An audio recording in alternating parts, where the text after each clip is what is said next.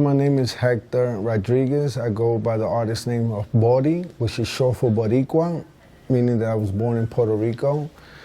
My journey is kind of long, but at the age of 4, my mother left me behind in Puerto Rico, and ever since then I jumped from one household to another household.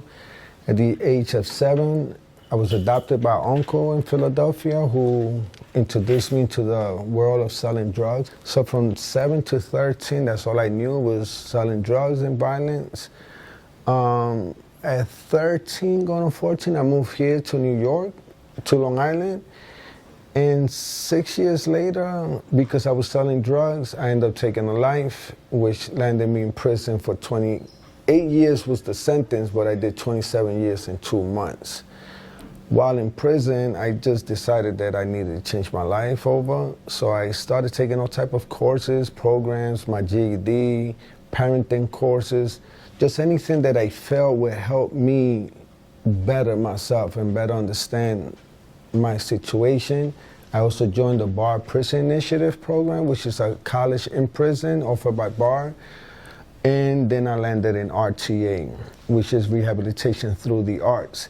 I just fell in love with the community that they had going on, the workshops, and I signed up to be part of RTA. Eventually, I started tracing Disney characters until I came across the work of Salvador Dali and Basquiat, and I just fell in love with Salvador Dali's creativeness, right? I didn't like his image so much, but I love his creativity.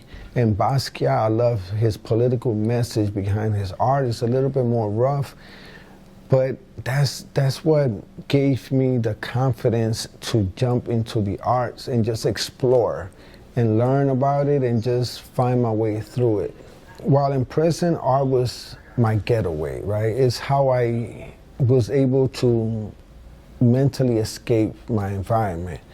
But it also became part of me. You know, by the time I left prison, I was telling a story through my art. I was telling my story. And I felt that that's what I wanted to do for the rest of my life. So when I came home, I just looked for ways to how to be able to continue creating art. And so I landed at Yale with a 2-year fellowship through the Yale Prison Education Initiative. And that fellowship allowed me to network with the Yale resources and establish myself as an artist. And ever since then, I've had about 5 different art shows. And so it's just the message that I convey, but also the interaction that people have with my work that keeps me and gives me the motivation to just keep going at it and creating art. Art just allowed me that. RTA allowed me the space to be myself, to make mistakes, to learn more about myself.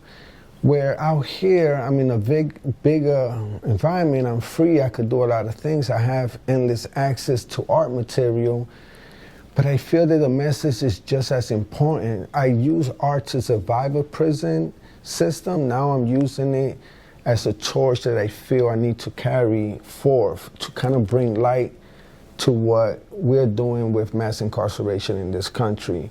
And I think it's something very important that we all should just know about.